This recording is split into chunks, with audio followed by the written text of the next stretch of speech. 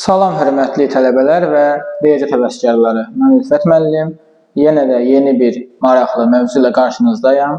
Bizim bugünkü mövzumuz zər məsələləri olacaq ki, zər məsələlərinin həllində bəzən tələbələr diqqətsizlik edirlər və bu diqqətsizliyin nəticəsində ya sualın cavabını səhv edirlər, ya da sualı o qədər düşünürlər ki, artıq sualı düşünməkdən yorulurlar. Və bu növ riyaziyyata qarşı, məntiqə qarşı onlarda nifrət yaranır. Bu günləri mənim əsas missiyam olacaq ki, bu nifrəti, bu kini tələbələrlə riyaziyyatın arasından aradan qaldıraq. Nəzər eləyək suallarımıza. Zər məsələlərini həll eləmək üçün biz ilk öncə bilməliyik ki, hər bir zərin 6 üzvü var. Və zərin üz nömrələri 1, 2, 3, 4, 5, 6 olmaqla sıralanır. Zəri bir dəfə atdıqda mümkün halların sayı 6-dır. 2 zəri bir dəfə atdıqda bütün mümkün halların sayı 36-dır. 3 zəri bir dəfə atdıqda isə bütün mümkün halların sayı 216-ya bərabərdir. Suallarımıza nəzər eləyək. Zəri atdıqda cüt xalın düşməsi ehtimalını tapın. Zəri atanda cüt xalın düşmə ehtimalı nə ola bilər?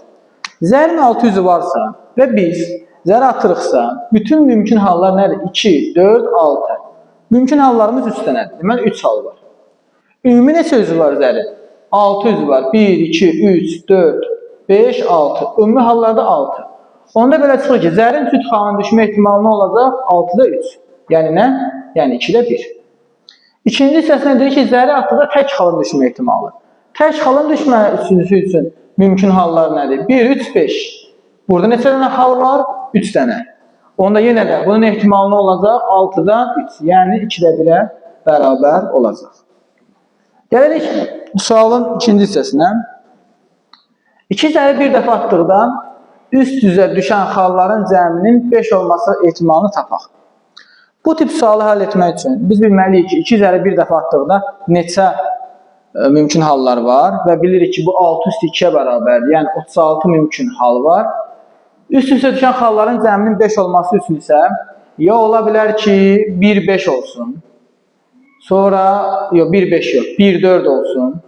Sonra olsun 4, 1, 2, 3, ardınca da olsun 3, 2. Başqa bir cəmi 5 olan bir hal varmı? Yoxdur. Yəni 5, 0, zərin zaten 0 üzü də yox ki, 5, 0 yazaq. Deməli 4 dənə hal var. Mümkün hallar 36 dənə, bütün mümkün hallar 36 dənə, əlverişli hallar 4 dənə. Bu halda düşür ki, ehtimal 9-da 1-ə bərabər olacaq. İnanıram ki, bu qısa izah sizin üçün xeyirli və faydalı olacaq. Video xoşunuza gəldisə, videonu bəyənməyi və kanala abunə olmağı unutmayın. İşiniz avanda olsun. Hələlik.